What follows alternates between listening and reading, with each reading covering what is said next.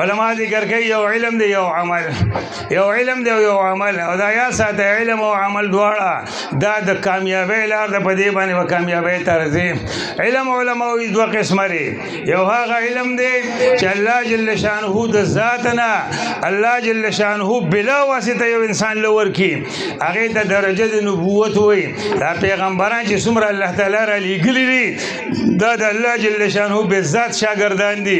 الله جل شانه ورله په سینه کې علم واچوي، سینه ورله د علم نه او د نور نه ورله ډکه کړي، نو دې ته درجه د نبوت وایي.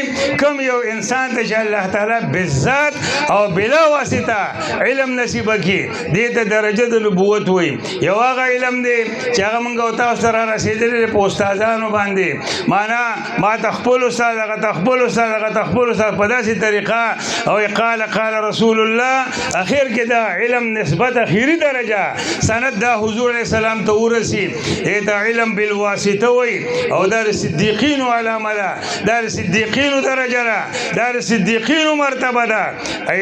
بل عمل چې دی نه دا هم دوه قسمه دی، یو علما وایي هغه عمل چې هغه انسان جل شانه په عمل کې داسې یو حد ته ورسي خپل سر د الله په لار باندې قربان کړي، خپل سر د الله جل شانه په دین باندې قربان کړي.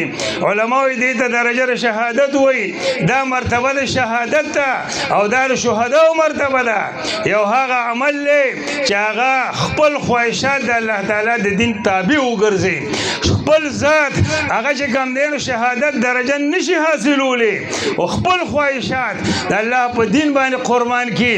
علماء دې ته درجه دا د صالحینو ده، دا د نیکانو خلقو ده. ګوره خپل خواهشات د الله په دین باندې قربانول، چې کوم د الله حکم دی هغه کومه، کوم څیز نه الله منع فرمایلی ده د هغې نه به ځان بچ کومه، دې ته درجه د صالحینو وایي. او دا څلور واړه الله تعالی په قرآن کې په یو آیت کریمه کې ذکر کړي دي، من النبیین والصدیقین والشهداء والصالحین. دا دوه قسمه، من النبیین والصدیقین دا د علم تقسیم دی، او دارنګ چې کوم دی نو والشهداء والصالحین دا د عمل تقسیم دی. او عمل او دا علم دا چې دواړه یو ځای شي کنه دا یا ساته دا نیغه لار ده. العلم بلا عمل عقیم، عرب وایي علم بې د عمل نه وایي دا شنډه ونه ده. العمل بلا علم سقیم، او عمل بې د علم نه دا مریض دی، معنا دی که ژوند او ساه پکې نشته. وکلاهما طریق مستقیم، او چې دا دواړه برخ شي کنه نو دا نیغه لار ده. دې لپاره مدارس باید دې کې درس او تدریس محنت کیږي. بیا د عمل لپاره مرکز دی، مرکزونه دي، په هغې کې دعوت او تبلیغ کیږي، او خانقاهونه دي زمونږ د مشرانو بزرګانو، هغې کې د تصوف سبقونه د تصوف لنډ په هغې کې چلیږي. د هغې لپاره محنت پکار دی. لکه څنګه چې بشیر احمد صاحب تاسو ته ووایي په دې ځای کې به مدرسه جوړېږي. مدرسه محترمه دا ډېره لویه کارخانه ده، دا ډېر لوی آبادی دی. دا څه په لږو لږو پیسو هم نه کېږي، دا په یو کلي هم نه کېږي، دا په محله هم نه کېږي. کې د ګڼو خلکو هغې چې کوم دی نو د څه د تعاون ته ضرورت پیښېږي.